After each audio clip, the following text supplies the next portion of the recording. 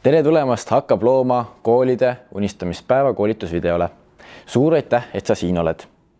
Selles videos anname sulle vajalikud juhised, kuidas unistamispäeva korraldada, kuidas klassijuhataja ja koolide unistamise koordinaator seda päeva planeerima peaksid, mis on unistamisjuhi roll terves protsessis ning milliseid vahendeid teil selleks päevaks vaja läheb.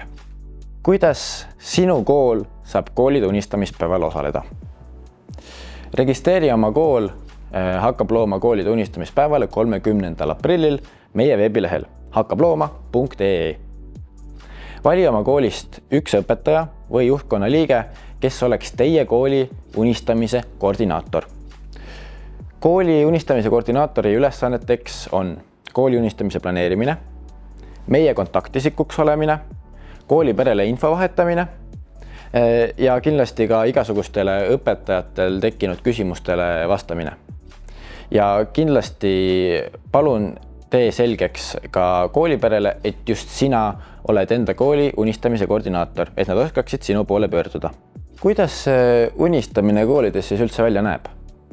Unistamine toimub varasemalt välja töötatud formaadi järgi. Erinevatele vanusastmetele oleme välja töötanud 3 erinevat formaati. 1.–4. klassi formaat, 5.–9. klassile mõeldud ja gümnaasiumi formaat. Klassijuhataja ülesanne unistamisprotsessis on oma klassi unistamise planeerimine ning 1.–4. klassi puhul ka unistamisjuhiks olemine. Üks unistamine toimub täpselt 1 koolitunni. Unistamine toimub väikestes gruppides.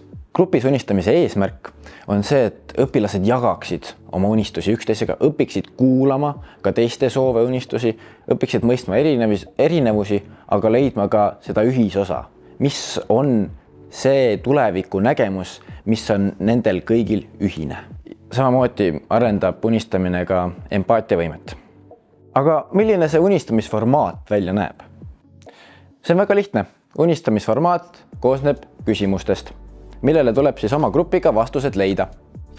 Ja erinevatel vanusastmetel on erinev arv küsimusi. Küsimuste vastused tuleb sisestada Citizen.OS veebikeskkonda. Kui oled gümnaasiumi klassijuhataja, siis piirneb ka sinu roll pelgalt unistamise planeerimisega. Aga võid julgelt ka oma ülesanded näiteks klassivanemale delegeerida enne unistamispäeva. Esiteks, lase klassil moodustada maksimaalselt 10-liikmelised grupid, kes suudaksid ka siis enam-vähem koos töötada. Ja grupid võiksid olla ka sooliselt tasakaalustatud, aga see ei ole kõige olulisem. Teiseks, lase igal grupil endale ise unistamisjuht valida, kes siis oleks võimeline seda gruppi juhtima, inspireerima, nende küsimustele vastama ja oleks muidu selline juhi omadustega õpilane. Kolmandaks, tee unistamisjuhtidele selgeks, mis on nende ülesanded ja kus nad selle kohta lisainfot leiavad. Neljandaks, veendu, et iga unistamisjuht teeks endale Citizen.OS keskkonda konto. Videojuhend sellest, kuidas kontot teha, on üleval siinsamas hakkablooma.ee veebilehel. Viiendaks, tutvu ka ise ja lase unistamisjuhtidel tutvuda gümnaasiumi unistamisformaadiga. Formaadi saate oma kooli unistamise koordinaatorilt või hakkablooma.ee veebilehelt. Kuuendaks, fikseeri klassiga unistamise toimumise aeg. Unistamine kestab 1 koolitunni. Üldjuhul unistavad kõik klassid üle Eesti 30. aprillil 1. koolitunni ajal. Aga kui teie klassile ei peaks see aeg mingil põhjusel sobima, siis võite julgelt sellega mõnele muule tunnile planeerida. Vajadusel tee kokkuleppeid aineõpetajatega. 7. Taga igale unistamisgrupile unistamisajaks 1 arvuti. Võib olla sülearvuti, võib olla ka tahvelarvuti, aga peaasi, et arvuti oleks olemas, kuhu saaks oma unistusi sisestada. 8. Prindi igale unistamisgrupile eelnevalt välja unistamisformaat. Aga punkte oli väga palju, ära neid liiga tõsiselt võta. Peaasi, et oleksid ise enesekindel ja tunneksid, et suudad unistamist õigel päeval läbi viia. Aga kuidas unistamine siis üldse välja näeb? Kuidas seda läbi viia? Esiteks, näita tervele klassile unistamise alguses lühikest, inspireerivat videot, mis räägib sellest, kuidas see unistamisprotsess välja näeb, miks see vajalik on, mis see unistamine üleüldse on. Selle video leiad hakkablooma.ee veebilehelt. Teiseks, jälgi unistamise vältel ka aega ja veendu, et kõik grupid liiguksid enam-vähem ühtlases tempos. Taga üleüldine kord ja tegele segajatega, aga ma arvan, et see on teil nagunii käpas.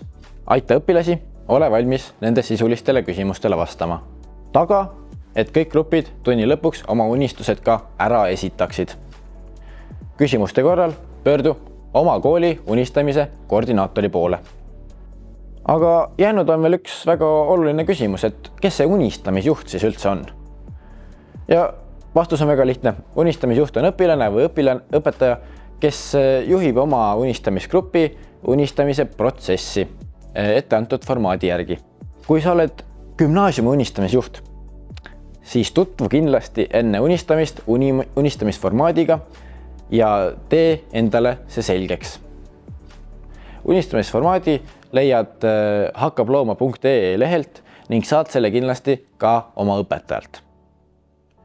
Unistamise ajal logi sisse Citizen OS keskkonda ning anna siis oma arvuti edasi kirjutajale.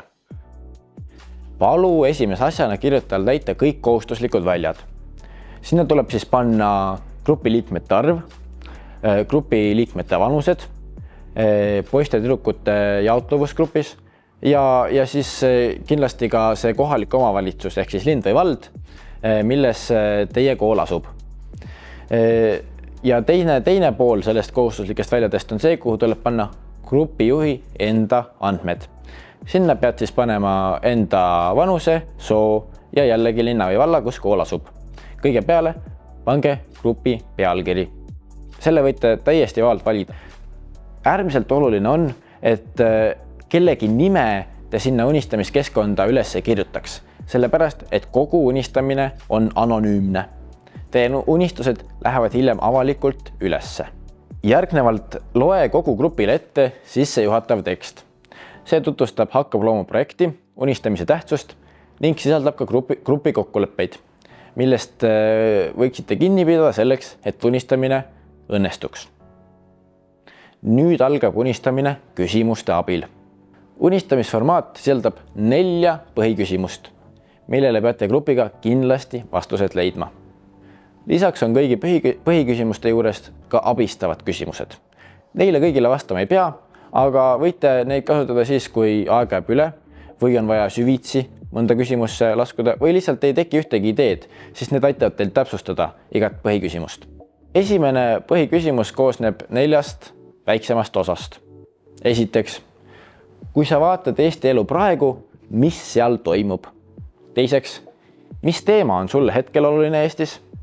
Kolmandaks, mõtle korra tagasi ajale, kui sina olid väike laps.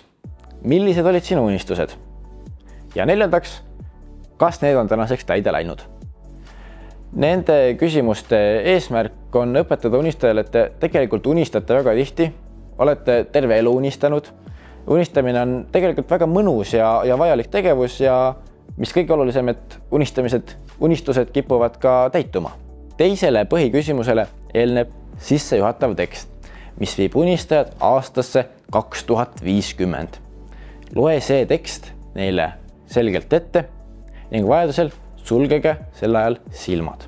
Teine põhiküsimus on, mida sa nägid ja kuulsid oma mõtterännakul aastasse 2050 ning milline see aasta 2050 üldse välja näeb.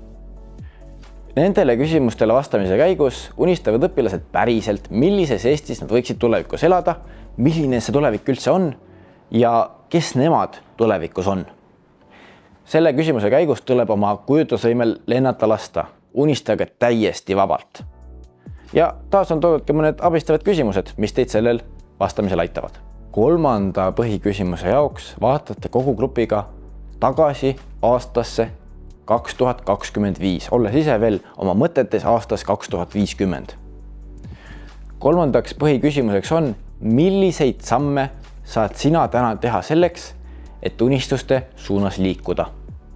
selle küsimuse eesmärk on näidata, et ükski unistus pole võimatu ja kõikide unistuse täitumine saab kusagilt väikeste sammudena alguse. Unistaja mõistab, et tal on võimalik juba ise päris palju ära teha.